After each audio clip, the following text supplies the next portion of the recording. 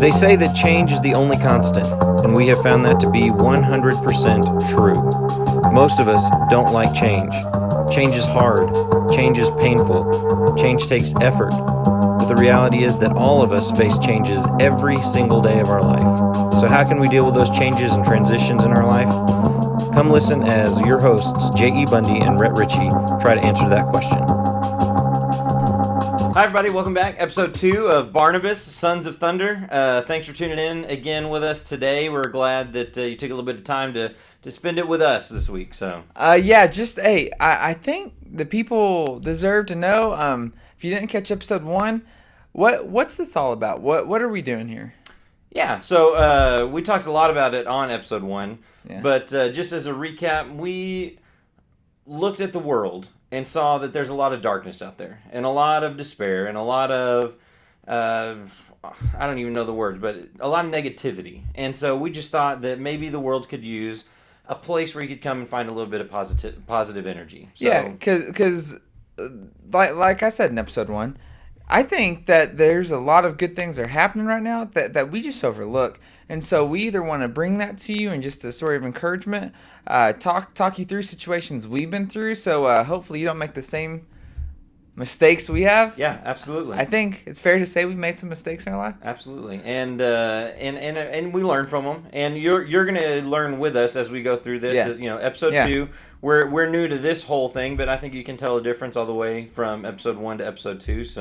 Some changes we've already made, and we're trying to learn. But I think that's the best you can do in your life is to look at your mistakes, look at the places you've been, and say, how can I do better next time? Do we need to give a shout out to our faithful followers? Yeah, thanks, Mom, for watching. Really appreciate you tuning in. We did get... Can't believe you watched the whole first episode? Yeah, we got 3 views on our first episode, so one of y'all watched it twice. So thank you for taking the time to do that. That means a lot to us. It probably wasn't my mom. You don't think so? I don't think so. Yeah, I don't know. But all right, I don't think she gave us the time of day. I think she watched once and then maybe Mom watched it and then showed it to Dad. maybe. So maybe, thanks, yeah. Mom and Dad, for tuning in and watching this. So. And so we were kind of thinking about what we wanted to talk about today, and just kind of what we wanted to kind of communicate through, because both of us have recently experienced transition and change in our lives. Yeah. So for those of you who don't know me, my name is Rhett. I'm 25 years old. I just turned 25 in December. I am constantly in this world of adulting, where I had never really been in this world before. What do you mean by adulting? Give us an example of what's adulting. You know, like adulting, like they're like. I know that's a word that kids say when they feel like they're doing big boy things. But what does it mean to you? Taxes. Taxes, yeah, that is adulting. Yeah, taxes. I don't do anything. I pay somebody to do it. Yeah, that's the way. That's the smartest way to do it. I think that's the real adult way, is to please do this for me. Don't hurt me. Yeah. Grocery shopping is another way of adulting. Yeah. People don't realize that you just can't walk in there and grab whatever you want and then go home. Yeah.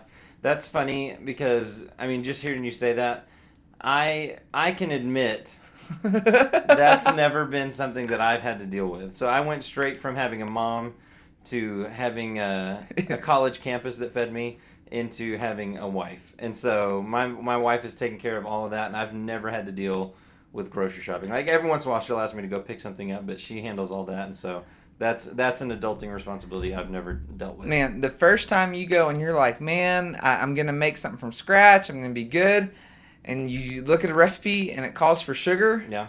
You're like, do I need granulated sugar? Do I need powdered sugar? Brown sugar? Who knew there were so many sugars? Yeah, I can tell you almost never need powdered sugar unless it specifically says that. So. Well, I didn't know that. Yeah. But like that's the whole concept of adulting. Like even it's like, all right, I've got to pay my bills.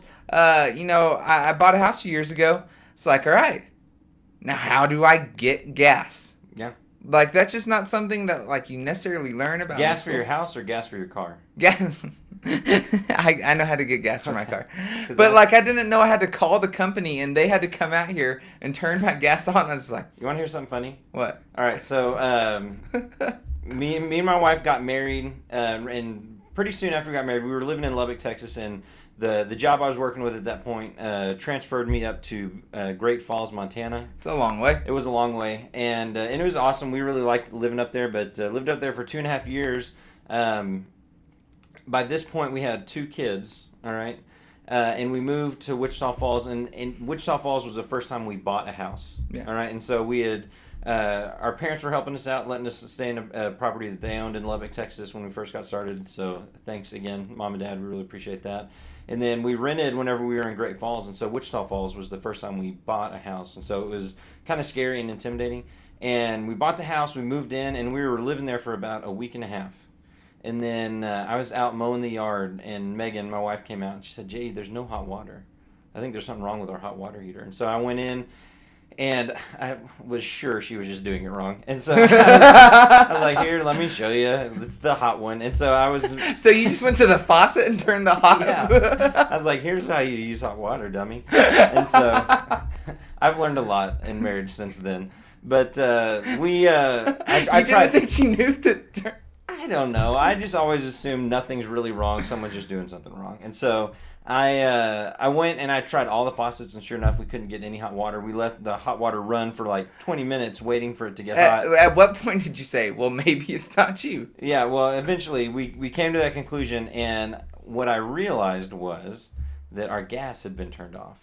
And same situation. We never called the gas company and told them that we had moved into this house, bought this house, and that we needed service. And so after the old owners moved, they sent the cutoff order to cut off the gas. And we're just living our life on free gas for about a week and a half, and then all of a sudden the gas went away. And so I had to learn real quick how to get in touch with the gas company, how to get that gas Yeah. turned back on. So, But that's the whole thing we're talking about is transitioning. Like there's stuff that comes with change that you just don't know about. yeah. There's stuff that even in the word oil change, I don't know how to change my oil. You don't? I mean, I've never done it. I think I could do it. I've seen it enough. yeah. I've watched enough YouTube videos to know how to do You it. watch YouTube videos on it? Yeah, I watch YouTube videos on a lot of things that I will never actually do. But I think it's good knowledge to have. I think I've just watched people enough when I'm driving through there. There's one place in the place I live where you don't even get out of the car anymore. You just sit there and they do it. Bolton's, And huh? yeah, and I'm like, all right. Shout out to Bolton's. Give us some free oil change if you want. Yeah, So. for sure. But all that to being said, I have recently, and I like to say that I'm through it. Like, No, I'm a you're- grown adult now. You are not. No, thanks. But I like to think that I have a little bit more weight in this game now. Yeah. I think You I understand it a little bit more. yeah, I understand a little bit more. I've been a homeowner now for over 2 years, and just the things that come with it. Man, in college, I could run you through different algebra problems. I could look at this and correct grammar. I've forgotten a lot of that now. I could never correct anyone's grammar. I was pretty good at math. All I know is I'm gonna catch you almost every time you say me and then somebody else. I'm always gonna go somebody else and I. Well, yeah, I know that one. I'm gonna I catch. know that one. But I could be. I was good. Like that was my world. I went to university where they had a cafeteria on campus, where they had different food places on campus. So I went. I lived in Lubbock, and that has the most fast food restaurants that anybody's ever seen. I didn't need to know what about flour and that I needed flour for this. When Chick-fil-A, shout out Chick-fil-A, was right around the corner. Like I had what I needed. I had everything at my fingertips. I could just go and do. And so right after college, I feel like I got hit with a hammer. Yeah. Right after college, especially because I was very good friends with my advisor. I think I may have had 1 or 2 classes before 9 o'clock all of college. That's the way to do it, for Yeah, sure. we worked it out. We worked it out well where I knew and it played to my strengths that I could be up by then and make it.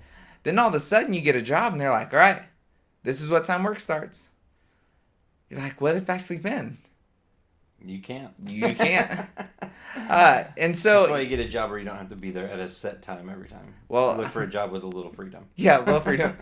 But that's what I was like, man. And even like, all right, I'm gonna go to lunch. You can't go home. You can't take an hour for lunch, then go home and take a nap for an hour. Yeah. You got to get stuff done. And we're both in ministry. Our jobs, I think, are pretty flexible with timing. Yeah. But if I take that time, I don't have time to get stuff done. Yeah. And so you've got to learn the hardest transition maybe, and I'm still horrible at it, is going to bed at a decent time. Because that sets up my whole rest of the day for failure. That like sets up the whole rest of the day where, man, I only got, and I take an unordinary amount of sleep. Like I can sleep upwards of 10 hours a day and I'm still a little bit drowsy. Really? Yeah. Not me. I've beaten my body so badly. What do you mean? I really messed myself up in college, and But college for you was a long time ago. I know, but my clock never recovered, and so my routine in college was wake up around 6 p.m. after all my classes were done, and then I would stay up all night until 5 or 6 a.m. And then That's horrible. and I guess maybe closer to 7:30, right when classes were about to start, I would go back to sleep, and I would sleep through all my classes. That was a pretty common occurrence for me. That you'd sleep through all of your classes? Yeah, Who would you I stay was- up with? Because, like, I feel like at some point people are going to drop and go to bed. You'd be surprised, man. There's always someone up in the dorms. So my question is this. Were you the one keeping people up, or was somebody else keeping you up? Oh, I was keeping people up for sure. Like I was the organizer of everything that was going on. So when people look back on college and they look back at that one semester they failed that class, they think of J.E. Bundy. That's my fault. I will take full responsibility for it. I mean, not full responsibility because you're a grown person. You need to make your own decisions. But But you helped. I helped a lot. So we had one time we were in the dorms and I don't know where you get these ideas, but in college you just get an idea and you're like, all right, let's do it right now. And so all of us decided we needed to bleach our goatees. We all had goatees. Why did you think that was a good idea? I don't know. And so, but we did. We thought we need to bleach our goatees. That would be awesome. And so we went to Walmart, got some hair bleach, came back to the dorms, and started watching a movie. And the instructions on the bleach said, leave it in for 20 minutes. And we started watching this movie, and we left it in for about 2 hours. And our goatees were just like crunchy, dry. It was terrible. But so I mean, that was like a normal night though. You come up with something to do and then you go do it. But see, that's being an adult. I didn't know you just didn't put regular bleach on your hair. I didn't know that there's special bleach. That's being an adult. That's adulting. Like that's stuff they never tell you. I don't know about that. I've never bleached my hair, but I had an incident in college too. Just talking about making those transitions. Yeah.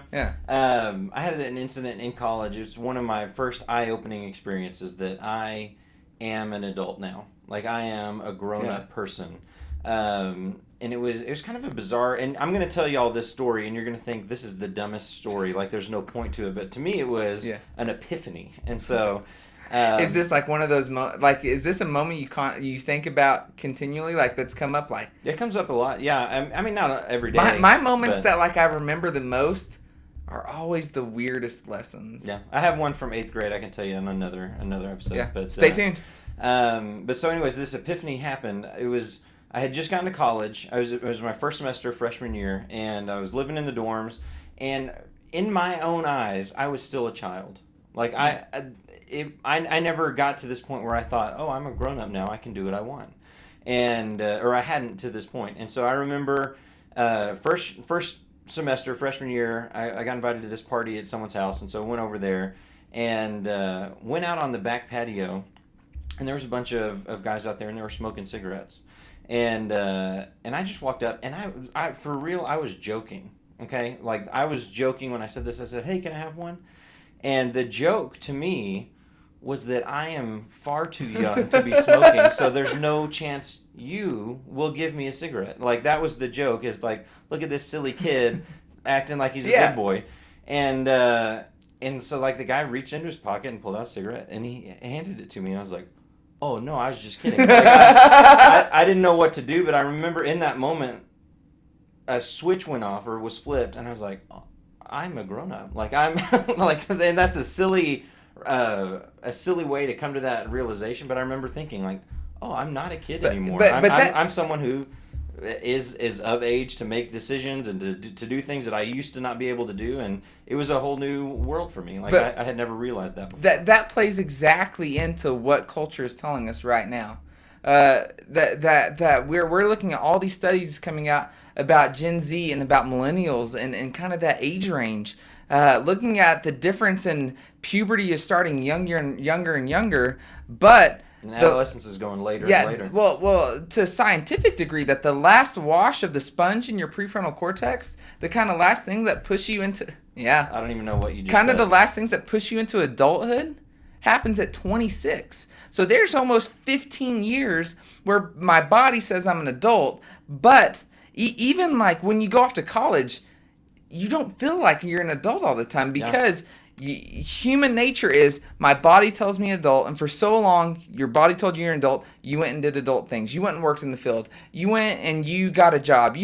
People were getting married about the age of puberty, especially when puberty was way back when was older and older. Yeah. And so that change happened Well, naturally. the lifespan at one point was 25 years old. Like we would be considered old men. Yeah. And so that's just a bizarre turn of events that the human race has changed since 100 years ago. The amount of change, not just that you're going through, but that humankind has gone through in 100 years, from covered wagons to robots on Mars. Yeah. Like everything has changed, and that's played out in our biology to some extent too. The fancy word right now, and we both work with students, is extended mid-adolescence. But that's not just for students. Yeah. I think that this situation, everybody goes through some sort of change. Everyone goes through some sort of transition. This time of year, people are talking a lot about New Year's resolutions, right? Absolutely. I always say hashtag New Year, New Me. Yeah. And I make that joke like it's a new year because one day has changed on a calendar. All of a sudden, I think I get to be this brand new person. I think I'm going to reinvent myself. I'm going to be completely just different. Yeah, you get a from fresh who I am. start. Fresh start. Wipe the slate clean, start again. But that's a little bit silly. Yeah. Like, what does one day on a calendar actually mean? No, it means nothing. I mean, it's just the same as going from a Thursday to a Friday. It doesn't, that's the amount of time that has changed. But what I think is interesting about that is that, our whole life growing up, for most of us anyways, you go to school and you have a beginning and an end. There's a beginning of the school year, there's an end of the school year. And that happens from the time you're in kindergarten all the way to the time you're 22 years old. You have this cycle of beginning and end, beginning and end. And, for us, getting out of that, we are in a world where my job does not have a beginning and an end anymore. It's as I'm finishing one project, I've already started working on the next project. And so I don't see an end. I just see a finishing of this and moving to a new area. Like there's no beginning, there's no end. It's just constantly moving forward to the next thing, the next thing, the next thing.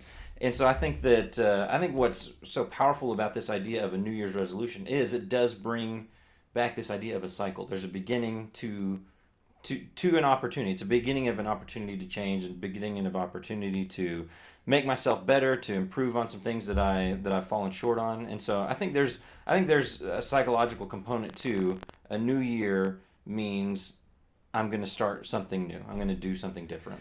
But have you ever felt, and I felt this way before too, and I think I'm coming at it from a different angle because I think change is necessary to survive.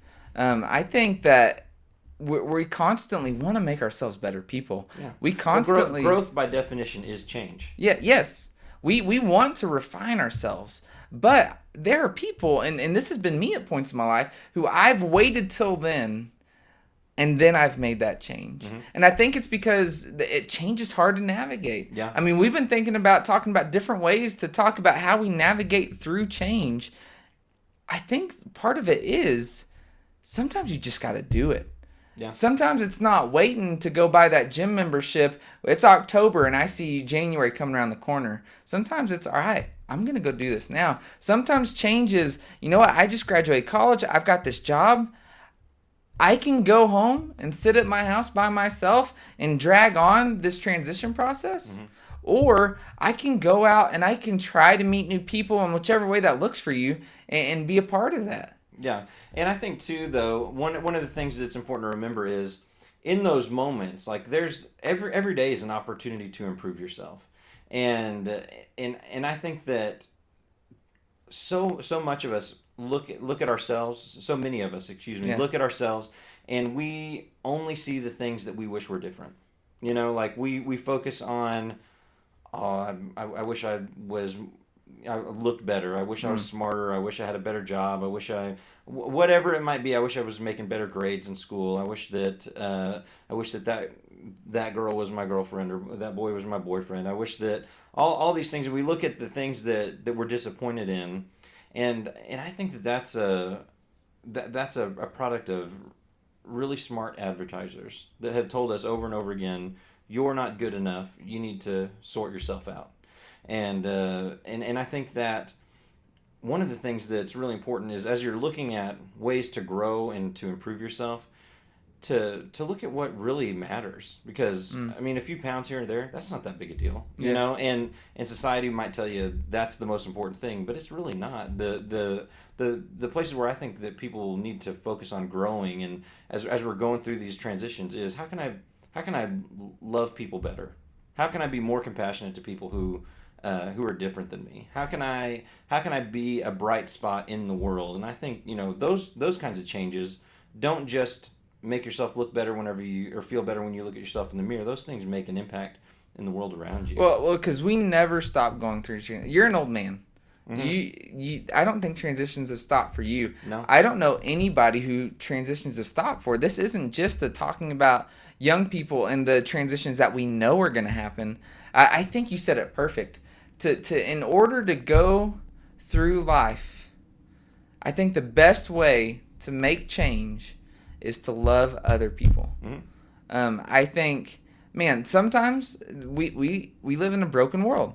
Sometimes loving other people may come back to hurt us, but I You still might think get even taken advantage of. I still think even when we get taken advantage of, there's a reward for us. There's a personal thing inside of us that we understand.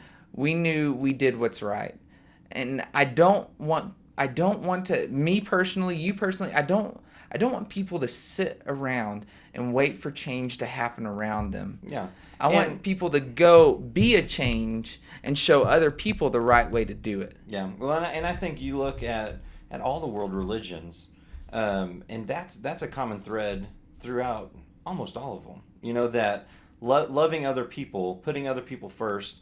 There's something that whatever faith you cling to, or if you don't cling to any faith, there's this deep seated knowledge that we have, that goes beyond just an understanding, but it's like built into us that we need to love other people. And I think it's whenever we forget that we see some of all the chaos in the world, and that's what we're trying to speak into a little bit. And so as we start to wrap up, episode number 2. Episode 2. We want to say, man, go spread love to people. Yeah. Life's hard on everybody. Yeah, Life is hard and change is hard. But Yeah. The more you try to navigate through it and find health, I think the better on the out you'll be. And so we appreciate y'all tuning in. Yeah, thank you very much. We hope that you enjoyed. We hope that we get to hear you back next week. This has been week 2 on Barnabas. Barnabas, Sons of Thunder. Sons of Thunder. Take it easy. Thank you for tuning in to this episode of Barnabas, Sons of Thunder. We really hope that you found this episode entertaining and encouraging. We really do appreciate all of you who decided to tune in and spend a few minutes with us. If you'd like more, you can find us on YouTube, iTunes, and Spotify.